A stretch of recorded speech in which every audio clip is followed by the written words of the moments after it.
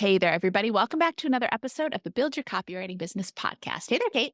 Hello. Hello. Okay, guys, we are going to dig into copywriting as a side hustle. Kate brilliantly realized we have a couple of student episodes about doing copywriting as a side hustle, which we will link to them. They're real good. You should check them out. But I don't know that we've ever done a full standalone episode on how to make copywriting work as a side hustle.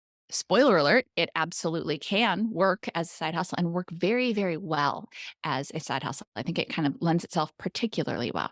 But we're going to talk about the ins and outs, how to do it, considerations to keep in mind, and then maybe even wrap up with talking about if you ever want to transition from a side hustle Mhm. into a full-time copywriting, a hustle, just a full hustle. Straight up hustle. Yeah. The full hustle. Yes. The full hustle, the full Yeah. Monty. That's a very different kind of hustle. Okay, so part one, what are some of the things that one needs to consider if they are copywriting on the side, say as outside of a full-time job? Yeah. And so just to start too, what we mean by side hustle is really anything that Good place isn't to your start. full-time job. Anything that isn't your full-time job. So whether this is something that you're doing 5 hours a week, just on the weekends, you pick Fridays, however you want to structure it, something that is just something you were doing for a little extra cash. It's not your main source of income.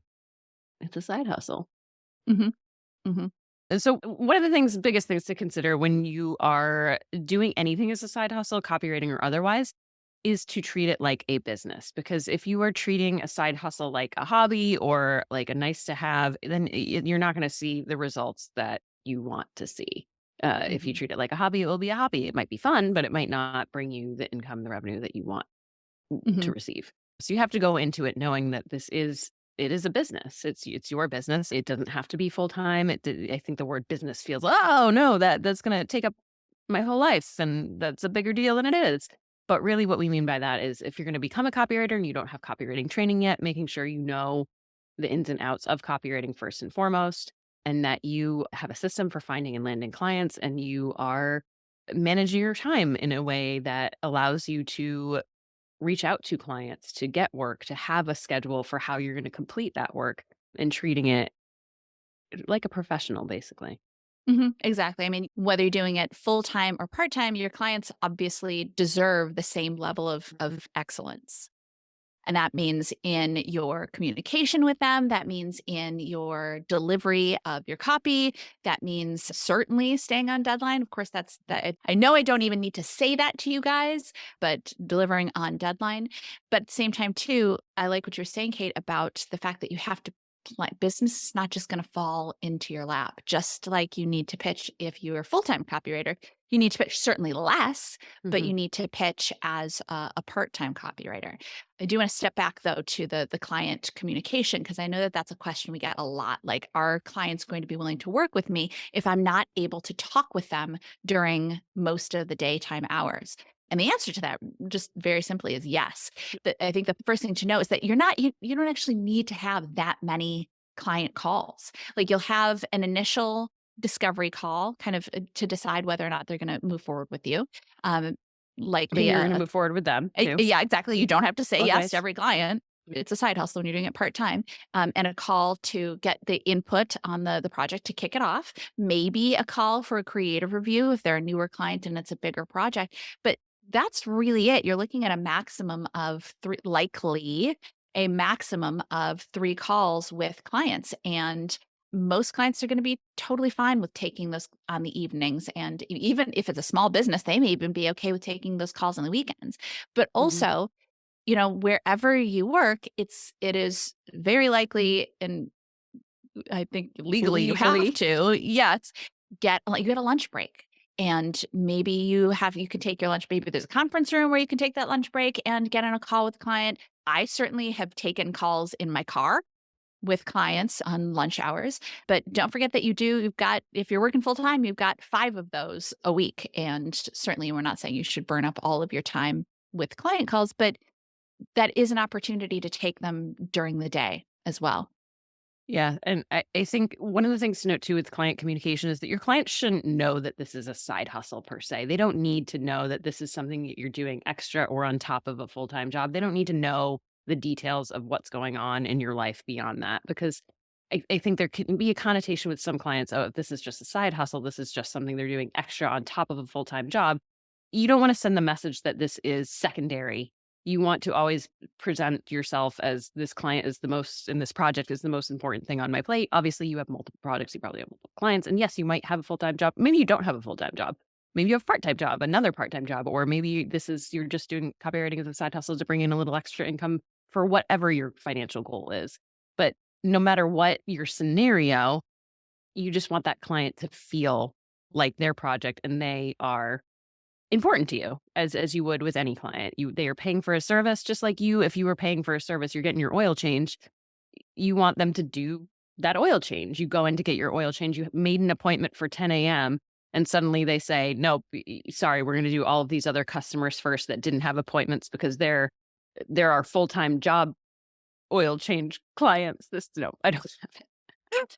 I like it. I think we can figure out where you're going. I think we can figure out where you're going. Yeah. Yeah, it's your full-time job should never be you don't need to reference your full-time job. You don't need Yeah. and certainly should never ever be an excuse or a reason why Mhm. you can't deliver or can't, you can always say if a client wants to call with you and you're unavailable during that time, you can say, "Oh, I don't have time then.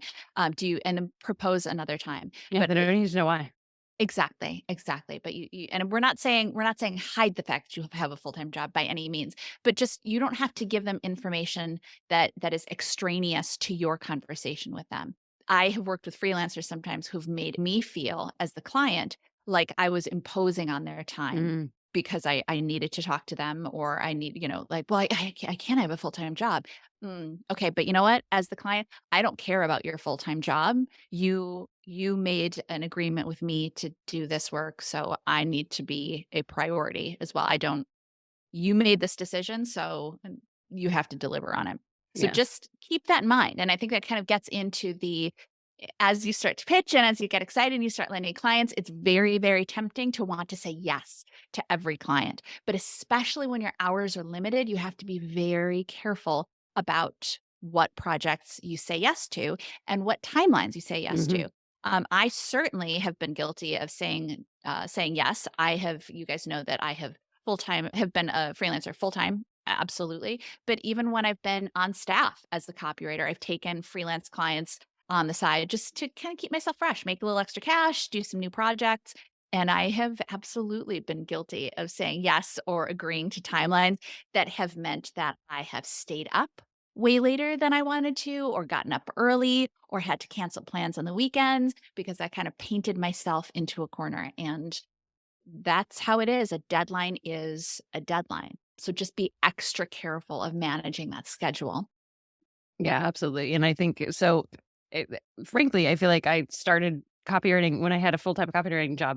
To your point, if you're freelance copywriting on the side of your full time copywriting job, in a way, copywriting is your side hustle to more copywriting, if you look at it like that.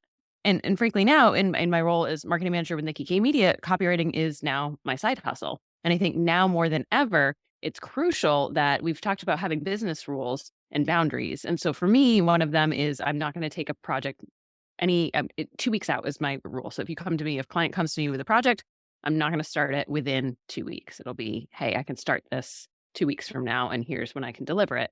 And of course, on my own schedule, could I start within that 2 weeks? Sometimes, yeah, absolutely. But I'm not going to promise the client that so that I have way extra buffer than I even need. Because frankly, right now, for me, it is a side hustle. It is not my main priority. And so I'm going to make sure that my main priority stays my full-time job and my side hustle stays just that. But and it doesn't mean I can't deliver great work to my clients still. It just means I need to be very intentional with how I choose projects and take on projects and set the timeline for those projects. And for me, especially, I found that having that little extra room for when I start and I need to deliver is essential to being able to Mhm. hit my deadlines and not feel rushed, pressured, etc. Yeah, and I know if you're listening to this and you're thinking, "Well, yeah, Kate can do it. She's an expert. She's been doing this for so long. Of course she can say that to clients. Like they're going to want to work with her no matter what." Not necessarily. Yes, I mean, certainly true. Kate is an expert and clients want to work, but anybody can have those parameters yes, because it's not a matter of it's not like you're telling your client, I have this boundary that I'm not going to start it any sooner." All you would say is, "Oh, absolutely. I'm really looking forward to working on this project with you. Looking at my schedule, I can get started on XYZ date, hmm, whatever, you know, Tuesday, June 4th, whatever. And then I can deliver it to you on this date." Or maybe you don't even have to tell them when you're starting on it. Just let them, totally. the two of you will agree on the deadline date. Yeah, And they don't need to know, nobody needs to know what's in the recipe. They just want the yeah. excellent cake at the end. And 90% of the time, if not more, clients are fine with the timeline I present them. I think there's been one time in recent memory where I had a vacation and it was longer and I didn't want to take on freelance work during leading up to and after my vacation. I was very intentional about knowing that I would come back from vacation and not want to jump right into a project. And so they needed someone else to go with someone else for that specific project. And that's okay. That's going to happen. There is other work. And that was literally one project of dozens and dozens and dozens. And frankly, sometimes those projects end up coming back because they're like, oh, we didn't actually find someone in that time period. And now we still have this project that we haven't done. Can you jump on it? And so Yeah. don't be afraid to set those boundaries. Yeah. There's one thing I want to mention when it comes to financials. I Mm, think it's especially tempting when this side hustle income is coming in that you kind of treat it at, or one can treat it as kind of like fun bonus money. fun Like, money. woo, this is money Yeah. in, and I'm going to throw it right into my checking account and great. Here's the thing to remember, friends. You still need to pay taxes on that money. And if you're not setting aside tax money as you're getting those invoices paid, when tax time comes around, the government is going to want that money from you, whether you have that money to give or not. This definitely happens. I've seen it happen with full time freelancers who have not been careful about it. But I almost feel like it's a little bit easier for it to happen with a side hustle because, yeah, right, you get the cash in and you just put it in your account and you don't Yeah. really it's like Kate was saying earlier, you have to take every element of your business just as seriously as if you were doing it full time, and that includes your finances as well. And but that also includes, tracking any money that you're spending for your business. If you are buying supplies for your business, if you're any of those kinds of things, track those as well. Treat it just the same as you would if you were doing it full time. Mhm. Which and hire a tax person if you need to, but there's some big perks to this. For me, my side hustle income it's all my retirement income, and so I end up paying very little taxes on it because I sock so much away into retirement. And so just look for those opportunities because whether that's the route you want to go or not, you might have some things that you're buying for your business that can kind of lower your tax burden by having this side hustle. And with a side hustle too, I think this is one I'm guilty of, but again, with boundaries with yourself of setting aside actual time off within your week. So I'm not talking like vacations necessarily, but realistically, what days of the week do you want to be working? And how many hours during those days do you want to be working? And so, because it's very easy, and I've been guilty of this recently, of, oh, I'm going to do an hour here and then an hour this next day, an hour this next day. And suddenly you're just working after your full time job every day of the week and then not building in room to have, just staring out a window, forget, maybe social time too, time with family, time with friends, Mhm. life.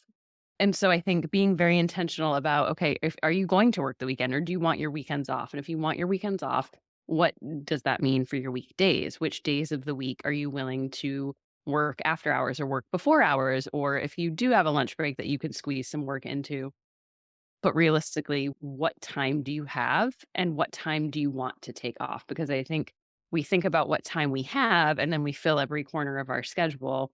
And that's just unsustainable for long Mhm. term success for just mental, Mm. physical, emotional health. And so, really building in and putting it on your calendar blocks where you're not booking over. I think visually for me, it helps to block everything on the calendar so I can see if a client comes and asks me, hey, can you take this on? Even if with my 2 week rule to see out, okay, what time do I have blocked off already? What other projects do I have that I've already agreed to?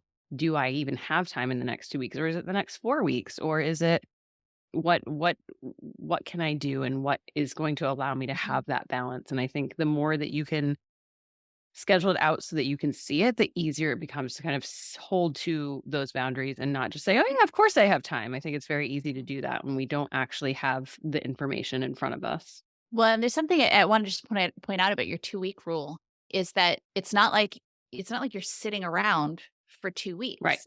You scheduled out 2 weeks because you have other client work that you're Right. doing within those 2 weeks, but that having that two-week rule allows you to ensure that you're not gonna be overbooked, or at least as much Hmm. as possible not be overbooked. Because I think sometimes as we think about like, "Well, she's just not taking any work for 2 weeks," which that's your choice, you could totally do that, Yeah. Do that. but if you had it's a rolling Hmm. 2 weeks, so there's constantly Yes. work that you're doing.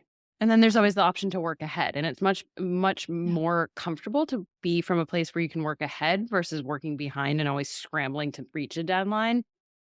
Yeah, it's just a much more peaceful way to go about working. Doesn't Mhm. always work out, but, that's we try. Yeah.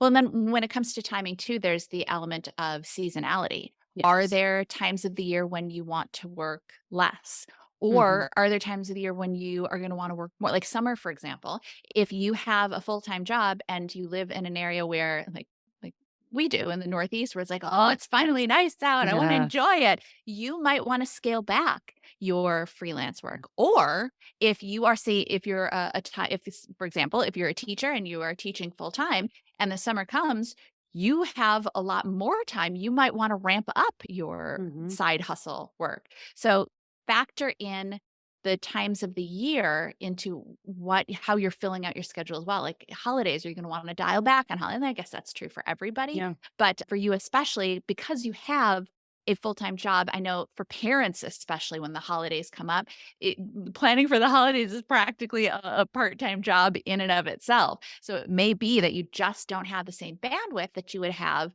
at other times of the year. So just kind of planning, and that's part of why your two-week rule makes it so Mhm. helpful as well, because you're planning ahead, you're looking at your schedule and going, oh, you know what? As we get closer, as we get into November, December, I might need to dial it back maybe more than someone else might need to. Mhm.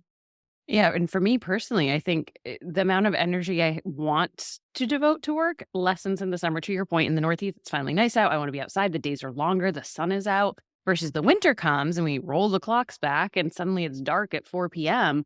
I'm like, sure, I'll take on a little extra work because I'm inside more. I have more time where I don't feel like I want to be out doing other things per se. So Mhm. I think for me, that's the seasonality element because of how our timing works here. Yeah, that makes sense. That makes Mm. sense.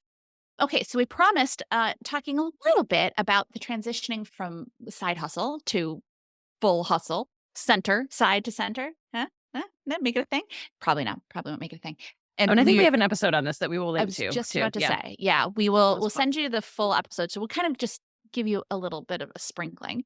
But I will say that we have a lot of students that start with copywriting as a side hustle and then transition in. And Yeah. we kind of, if it's at all possible, that's kind of how we recommend doing it.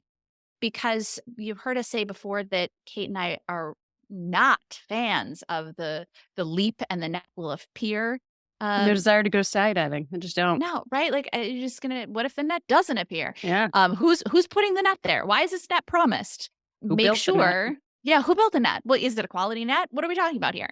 We're grown-ups, we all have responsibilities, and sometimes too, jumping in with both feet, there's certain types of people that works really well for and Hmm. certain types of people it doesn't. If you're the kind of person who thrives under pressure and when you have extra challenge, it motivates you, it lights a fire under you, gets you to go, then okay, maybe that is something that works for you. If you are, however, someone who when you have a lot of stress, you tend to freeze up or panic and you have a harder time taking action, then guess what? Jumping in with both feet is probably not a great plan for you if you can possibly help it. If you have a full-time job and you're fine with your full-time job or it's not making you too miserable, can you build up your side hustle income and build up your client base so that you have an easier transition Hmm. into full-time freelancing? Yeah, one of the biggest things, and we'll link to this too, is knowing your numbers. what do you comfortably need to live month to month to pay the bills so that if you, hey, maybe decide I'm going to leave my full time job and I have got 2 or 3 clients lined up, but I'm throwing out random numbers here, 50% of your income. What do you need to make up that other 50%? And how long can you sustain having a 50% workload before paying the bills starts to become untenable? And so I think building up, knowing that just, I know we all hate like looking at the financials. I feel like no one loves this. If you do, let us know and tell us what the secret is of what makes you love this. But it becomes less of a mystery once you actually look at it.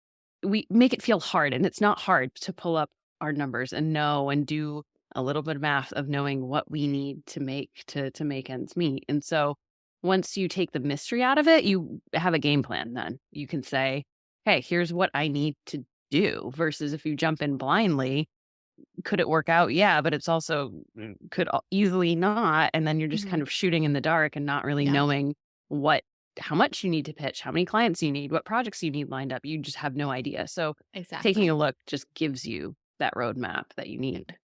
Yeah, I mean, fundamentally, pitching works. It just works. However, there's no way to predict whether you're going to send out a batch of pitches to a bunch of clients who need help right now, Mhm, or whether you're going to send out pitches to, you're going to somehow end up with clients who aren't ready to work right now, or who want to work with you later, or maybe they're not, maybe that just that bunch of clients happens to not be people who are interested in copywriting at this moment. There's no way to predict that. So yes, some people, if they jumped in and they sent a whole bunch of pitches, they'd have all their time filled up within a couple of weeks. That is mhm, absolutely possible. mhm, Completely possible. However, it's unpredictable.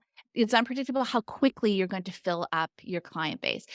We know that pitching consistently is what leads to consistent income, but as you're first getting started, it's going to be a little bit more unpredictable. And again, is it completely possible to fill up your client roster in a matter of weeks? mhm. Absolutely. It is absolutely possible. But again, if you're not the kind of person who a little bit of stress spurs them into action, then make sure that you don't have that little bit of stress. Make sure that you have a nice base, a nice cushion, and that you're safe no matter what. You're Mhm. financially responsible and safe. Yeah. But again, Yeah, we have a whole episode yeah. about exactly how to do it and all of that. And that number, it varies from person to person. If you're thinking, "Oh, what do Yes. I," it's very, personal of what you feel comfortable with, because what one person might feel comfortable with for a safety net, another person might want a little extra and be feel more a little more conservative with what they're willing Mhm. to kind of move forward full time with. So just knowing what feels good to you and knowing that that's the right number. There's no right or wrong. It's whatever your Mhm. specific number Yeah. is. Yeah. And then I think the only other consideration is just knowing that you are going to, as you're transitioning from side hustle to full time, you're going to have to dial up your side hustle hours. Maybe it doesn't have to be a ton since you will have money saved, because that's another factor in there too, right? Is if you Yeah. are have more energy and more time to dial up your side hustle a little bit so you're busier before you go into your full time, then that makes that transition a little bit easier. However, it makes working your full-time job a little bit harder because 'cause you're trying to work full-time 40 hours, and maybe you're trying to do not your usual 5 to 10, maybe you're trying to do, like, 10 to 20 or something like that. Should be a limited time, obviously, but if you're gonna try to make your transition a little bit easier, you're going to have to dial up the hours that you're working on your side hustle. But it also doesn't last forever because No. you will put in your notice at your full-time job, and then, woohoo! Moving And proof of to that, full-time. I mean, I went from a full-time job to full freelance, and yeah, there was a time where I chose to work my weekends and use that time Mhm. to really dial it up when I knew that my goal was to go full-time freelance. And so there was a period of a few months where my weekends were largely work-based. Did I take breaks? Absolutely, and I built in time to at least do something on the weekends that was fun and broke up the day, and it wasn't, straight 8 hours of work each time, but there was just more in my schedule, and it was busy, but I knew it wasn't forever. And I knew you got to have your big why in mind of why am I doing this? Mhm. How badly do I want this? Do I want, and for me, it was that the freedom to be on my own schedule, to work from where I wanted, when I wanted. And I needed to do that, frankly, for my situation. I was moving to Germany. I needed to be remote. So having that in mind, it can be really, really motivating in those moments where you're like, oh, wow, like I'm working on a Saturday. But you know what? Like, this is fun. This is my ultimate goal, is to to do this. And that'd be my other kind of last piece of advice, is to make it fun. What makes it fun? And having, I think for me, the right music, having, often I have like 3 beverages at once, like a water, a coffee, and sometimes wine. If you're working on Saturday, Yeah. maybe there's a Yeah. little wine involved. And then, Yeah. yeah, you don't send that into the Yeah. client, but Carefully edit, friends. Well, but actually, you know what? As you say that too, that's something to remember is that when we think about, oh, I'm working on the weekends, right? Yeah, but you know what?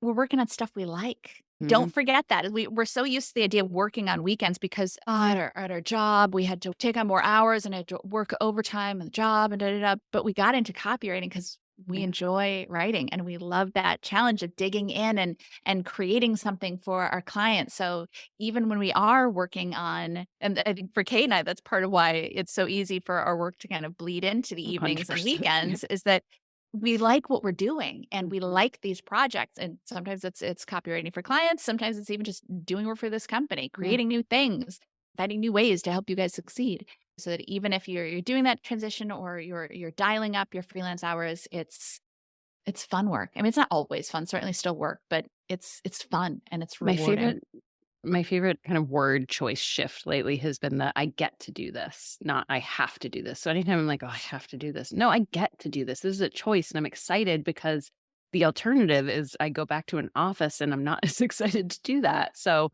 I get to work at this random time of the day, and cool. And I get to have wine if I want to, and I get to take a break when I want to. And you get to do all of these things that you might not otherwise get to do in a more traditional environment. So Love it. So is copywriting possible as a side hustle? Yeah, it really, really is. So if you've been kind of thinking about it and wondering if this is something you can dip your toes into as a side hustle, yeah, you have to learn how to do it, certainly, get trained. And I don't know if you've heard about it, but we have a pretty great training for you. But learn how to do it, get some practice in, get your website up, get some feedback and some support. But yeah, absolutely. Absolutely. There's no reason that you can't make this a really fulfilling and really, frankly, great paying side mm, hustle. So, with that, we will catch you guys in the next episode. Bye, everybody. Like what you heard? Hit subscribe so you never miss a video. And if you're ready to take the first step toward becoming a copywriter yourself, sign up for our free video training right here.